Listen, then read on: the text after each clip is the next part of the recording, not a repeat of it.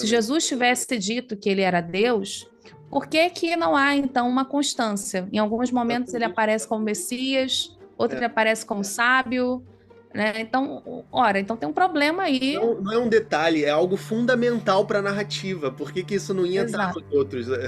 Desse, com essa centralidade que aparece em João, sabe? Tem um trabalho ali muito mais lapidado em João do que quando comparado a Jesus, sobre narrativas, por exemplo, diálogos com a mulher samaritana, embora tenha uma narrativa ali bastante interessante. É um Jesus que sabe tudo, ele é um conhecedor de tudo. Ou seja, é quase a ideia de um cosmos, né? Coisa que não está presente em Paulo. Então, essa é a grande, talvez, a novidade. E que é algo mais tardio, algo que você já não vai encontrar em Mateus, Lucas.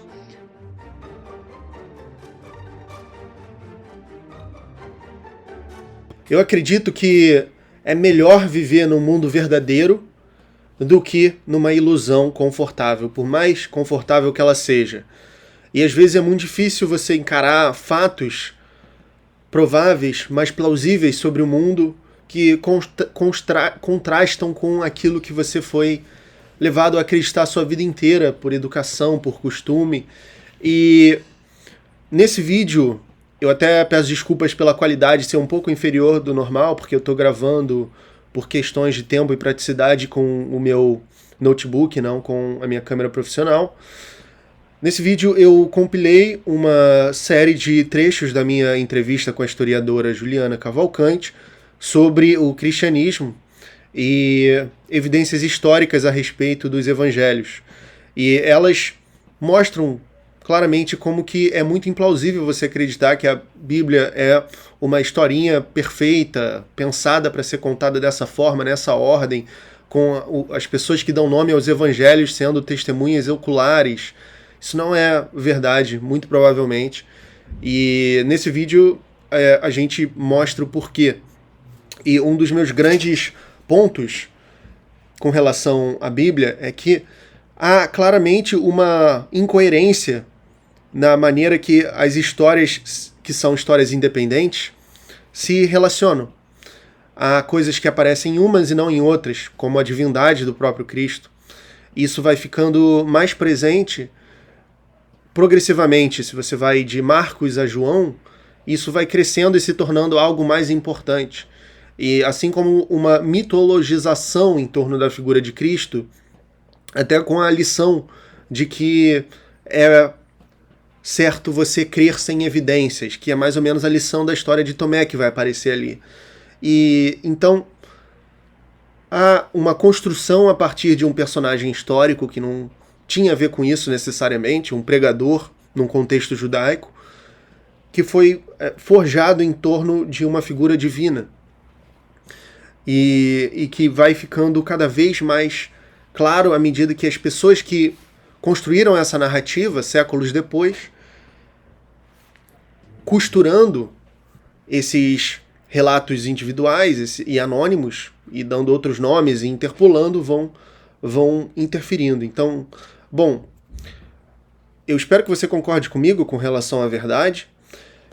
Pessoas que são muito religiosas, a primeira coisa que elas pensam é: eu preciso encontrar uma maneira de contestar isso que ele está falando. Mais do que, será que isso é verdade? Será que isso pode mudar a minha vida? Não. Imediatamente elas precisam que isso seja verdade, que isso que elas acreditaram, elas querem continuar acreditando. Isso é mais importante do que o mundo real. É que isso seja verdade, senão eu não sei o que eu vou fazer, eu não sei o que eu vou fazer da minha vida, não sei, eu nem sequer concebo essa possibilidade porque eu não aceito, né, inconscientemente esse modus operandi. Então, eu espero que você que está assistindo isso não se enquadre nessa categoria e eu espero que você aproveite o vídeo. Então, é isso, aqui vai.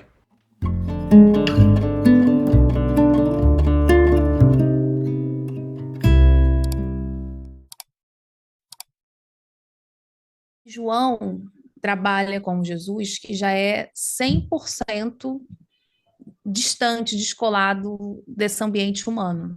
Uhum, Repare, na cruz ele não sente dor, uhum, né? Ele não, ele está lá sendo crucificado, ele normalmente, ó, mulher, isso aí é teu filho, ó, essa é tua mãe. Então, ele é um Jesus que já não é mais humano. E, ao mesmo tempo, você vê que tem um trabalho ali muito mais lapidado em João do que quando comparado a Jesus, sobre narrativas, por exemplo, diálogos como a mulher samaritana, embora tenha uma narrativa ali bastante interessante. É um Jesus que sabe tudo, ele é um conhecedor de tudo. Ou seja, é quase a ideia de um cosmos, né? Coisa que não está presente em Paulo. Então, essa é a grande, talvez, a novidade, e que é algo mais tardio, algo que você já não vai encontrar em Mateus, Lucas, Sim, tá? O que eu acho que também é interessante para poder você perceber que essa narrativa não pode ser de Jesus são os diferentes retratos apresentados. Se exatamente. Jesus tivesse dito que ele era Deus, por que que não há então uma constância? Em alguns momentos ele Exatamente. aparece como Messias, outro É. ele aparece como sábio, né? Então, ora, então tem um problema aí. Não, não é um detalhe, é algo fundamental para a narrativa. Por que que isso não ia estar Exato. nos outros, desse com essa centralidade que aparece em João, sabe?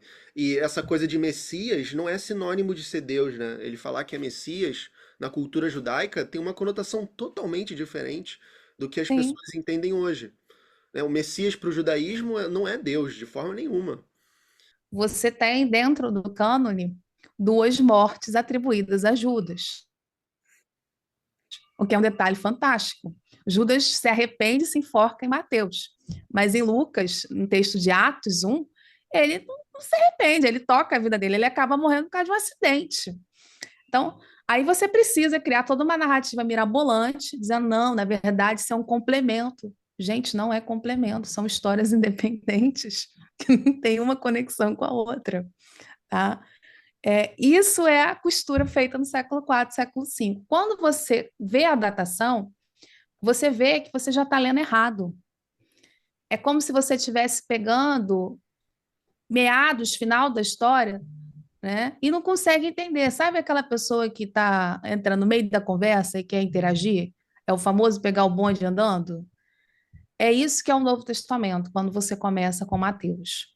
Você deveria começar com Paulo. Paulo está datado na década de 50.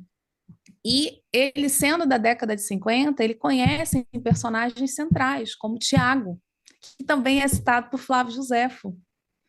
Então, eu tenho algumas informações, poucas, porque Paulo já está falando numa perspectiva teológica, que esse é o grande desafio metodológico para quem lida com os textos cristãos, porque os textos cristãos falam do ponto de vista da fé. Uhum. Então, é como se você, tendo seus alunos, daqui a 50 anos, eles escrevessem textos sobre você. Eles vão trazer dados pertinentes para a reconstrução histórica sobre o Mateus enquanto um personagem, enquanto um agente, mas também vai ter muitos elementos de admiração. Então, esse é o ponto também que a gente precisa entender. Quais são as passagens que mais ressaltam deliberadas alterações dos fatos para servir propósitos teológicos? Perfeito. Eu vou pegar uma passagem que eu acho que ela dá pano para manga para várias discussões. É a narrativa do apedrejamento da mulher adúltera, que está dentro do Evangelho de João, já que a gente está falando de João.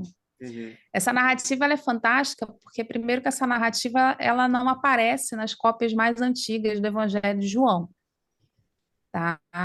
E ela também não aparece nos comentários mais antigos do Evangelho de João. Ou seja, ela é uma clara interpolação. Ela é uma interpolação grosseira, inclusive, a tal ponto que essa interpolação ela dançou, digamos assim, entre o Evangelho de João e o Evangelho de Lucas. Até ela ganhar o formato de exposição que ela está hoje, tá? Isso levou um certo tempo. E essa narrativa, ela é quando você olha do ponto de vista de uma historicidade, você vê que não tem como, porque, por exemplo, outro dia me questionaram se, a partir dessa narrativa, Jesus teria sido a favor do apedrejamento da mulher, já que ele era um judeu. Eu falei, gente, se essa narrativa fosse minimamente histórica, Por que que o homem que traiu não aparece na cena? Só é a mulher. Sendo que dentro da cultura judaica, quem deve ser condenado é o homem e a mulher que traiu, não apenas a mulher. Então, o autor dessa passagem, ele nem sabia informações do campo sobre a cultura judaica, cultura e religiosidade judaica. Já começa aí. Ponto 2. Essa narrativa, ela também é problemática porque Jesus fala sobre, veja, ele não está discutindo questões de fato ligadas à cultura judaica, ele está falando da ideia do pecado, né? E ele já fala numa ideia de um pecado muito ligado a um amor cristão, em nada dialoga também com esse princípio judaico. Então, um outro erro grosseiro, porque se você estivesse falando de um Jesus como um judeu, Jesus viveu e morreu como judeu. Ele não tem como discutir questões do campo, né, do amor cristão se ele nunca se viu como cristão. Ele não fundou o cristianismo. Tá? Quem vai começar a dar um passo nesse sentido da filia, da ágape, é Paulo. E ainda assim, Paulo está dentro do judaísmo. Então, o autor que está ali, ele já está pensando já a nível 100% cristológico. Um terceiro ponto que essa passagem ela também é muito problemática é porque essa passagem costuma ser utilizada para dizer que Jesus estava escrevendo, né? E aí até é clássico o filme Rei dos Reis, que vai botar Jesus escrevendo os pecados ali do pessoal, por isso que o pessoal teria fugido. Mas a palavra ali, ela parece mais sugerir que não é escrever, mas rabiscar, desenhar. Então, Jesus estaria desenhando, rabiscando. Ou seja, a narrativa, o que que ela tem de base ali, princípio? Essa narrativa ela não guarda nenhuma herança histórica. Essa narrativa ela visa apenas e tão somente dizer que Jesus, enquanto Deus e um Deus misericordioso, ele olha o pecado do coração de cada um. E ao olhar o coração de cada um, ele vê que o pecado daquela mulher é a menor. Tanto que ele fala o que no final da narrativa? Vá e não peque mais. Ou seja, ele não está mais falando como um judeu, ele está falando como o próprio Deus. Essa narrativa é muito, muito, muito cristológica. Então, é a ideia do Deus do arrependimento. São elementos, inclusive, que o cristianismo trabalha com forma muito latente, né? Essa ideia do arrependimento, do medo, do pecado. Então, a narrativa toda, né, fala nesse sentido. Então, não tem como você pegar esse exemplo aí e não ver como um belíssimo exemplo que fala sobre cristianismo e não sobre judaísmo. Um outro exemplo que eu acho que também é bem interessante é que eu brinco que são os porquinhos atléticos, né, que é o exorcismo de Gadara ou Gerasa. Ele é interessante porque ele tem alguns elementos históricos não sobre Jesus, mas sobre os autores do texto. Só que são autores que claramente não podem ser testemunhas oculares de Jesus. E como é que você desarma isso? Gadara, ou Gerasa, está a cerca de 10 quilômetros de distância do Mar da Galileia. Então, você realmente tem como atribuir historicidade de um exorcismo de Jesus, que joga os porcos, né, os demônios para os porcos, e manda eles se jogar no mar, precipitar no mar. Esses porquinhos correram 10 quilômetros para poder se matarem? É sério isso? Então, é quase assim, é verdade esse bilhete? Né? Então, assim, ou seja, quem escreveu não conhecia nem o mínimo de geografia. Como é que esse indivíduo vai ser testemunha ocular de um exorcismo? Tá? Outra coisa, essa narrativa já fala de um Jesus extremamente vingador, Exatamente. né? E nem um pouco compassivo com os porcos, né? Assim, isso Não. tem gente que vai ver isso como um detalhe inferior, mas realmente não é assim. Se o cara, por exemplo, se ele for realmente Deus e deter a sabedoria da ética absoluta, ele não ia fazer isso com os porcos. Ele podia fazer o que ele quisesse com os demônios. O que parece mais ser ali é uma projeção do autor que sabe dos resultados da guerra, né, judaico-romana, a destruição, Gerasa Gadara completamente arrasada, E a partir de uma perspectiva de Jesus como um salvador, ele projeta isso para uma narrativa de exorcismo. Então, ou seja, a narrativa é 100% teológica também.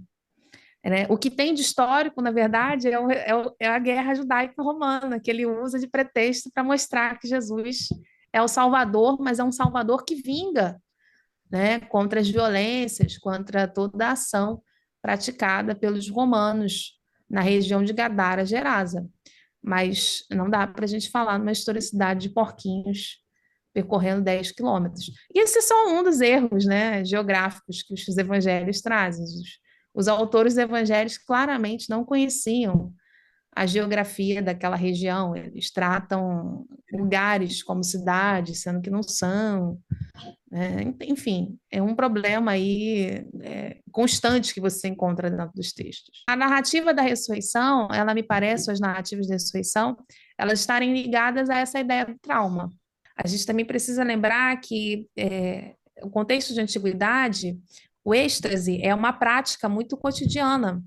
O próprio Paulo fala que é um cara que consegue falar em várias línguas, né? Mas essas línguas são essas línguas estranhas. A religião, ela tem algo de irracional. Ou seja, você não consegue explicar por meios racionais. Você acredita ou não acredita?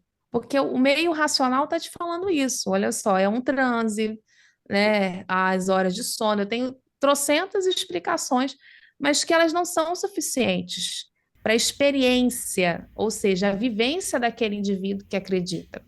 E eu falo isso porque tem um texto do Celso que eu acho fantástico, que ele vai dizer que a crença em Jesus começou com loucas, desvairadas, é a expressão que ele usa, que vão falar que viram Jesus e começam a pregar que Jesus ressuscitou. Então você vê muito mais como fenômenos psicológicos coletivos que induziram as pessoas a disseminarem determinadas ideias, do que uma coisa de manipulação organizada, com o intuito de controle das massas. Para você foi algo mais espontâneo do que algo deliberadamente é, de controle social, assim. Eu não vejo como controle social, não. O que não significa dizer que não tenha lideranças, sobretudo hoje, que façam esse tipo de Depois se uso, tornou, assim, mas não tá? surgiu. E tem. Não, mas eu não vejo como algo que surge já com uma intencionalidade de controlar. Até porque, convenhamos, se você fosse escolher uma religião para poder ser um monopólio, algo que controla os outros, seria uma péssima escolha. Porque um Jesus que é crucificado, caramba, você já começou muito mal. Essa foi a maior dificuldade dos cristãos. Os cristãos só vão usar o símbolo da cruz no século V. Alguns Uau! arrastam para o finalzinho do século IV, mas século V, seguramente, que a cruz se torna um símbolo cristão Isso, nas imagens. caramba, isso é chocante, porque é fundamental para a narrativa, né? Porque é o cruzamento do eterno com o temporal, assim, é ali que ele se torna realmente consagrado, porque o bem Por triunfa. isso que eu digo, como então algo que nasceu para ser manipulação leva tantos séculos É, para se tornar uma imagem de fato? Você realmente, entende? realmente, é. Porque o próprio, os autores latinos, gregos, não cristãos, não vão aceitar esse discurso. Porque como pode um Deus ser rebaixado, envergonhado dessa forma? Só um humano poderia ser crucificado. A tal ponto que os próprios cristãos também vão ter dificuldade de trabalhar com isso. Alguns vão dizer que Jesus não foi crucificado. O Jesus que foi crucificado foi um Jesus humano, foi uma ilusão.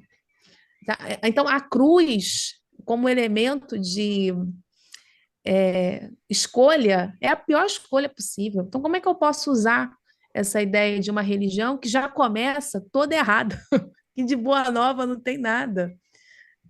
Então, a gente precisa entender que o cristianismo parte, num primeiro momento, dessas crenças, de fato, dessa irracionalidade que parte da dor, do trauma, né, das expectativas não cumpridas. Então, me parece ser muito mais lógico isso do que essa ideia de uma manipulação. Não significa dizer que não tem. Por exemplo, a ideia do purgatório medieval é uma Depois se torna, manipulação. isso é inegável, depois se torna controle social, manipulação, como a O gente vê. próprio Jacques Legoff, ele define muito bem essas origens do purgatório, como essa ideia do controle, a igreja que controla, né, a vida, mas também controla a morte. Então, isso é interessante você pensar. Mas ali na Gênese, né, eu não vejo como um discurso de manipulação, não. E essa coisa da cruz, da religião ter começado assim, a boa nova não ser boa, ter dado tudo errado. Mas depois, então, talvez nesse período que você está falando, que as coisas começam ali, século II, III, a se organizar, eles tenham se dado conta de que, caramba, peraí, isso aqui é genial, cara. O Deus se tornou homem e morreu pelos nossos pecados. Isso supera qualquer mito grego, sabe? Isso aqui vai funcionar como storytelling. Então, então talvez só nesse momento eles se deram conta, peraí, a gente vai usar isso ao nosso favor. E isso vai se alastrar, assim, e realmente me parece mais plausível, né? É É bizarro. por aí mesmo. Bom, muito obrigado por assistir. Deixe o seu comentário. Lembrando que no dia 8 de julho lança a minha mentoria Academia da Razão, com o Clube do Livro, com cursos online. Não deixe de assistir a live de lançamento aqui nesse canal. E a gente se vê no próximo vídeo.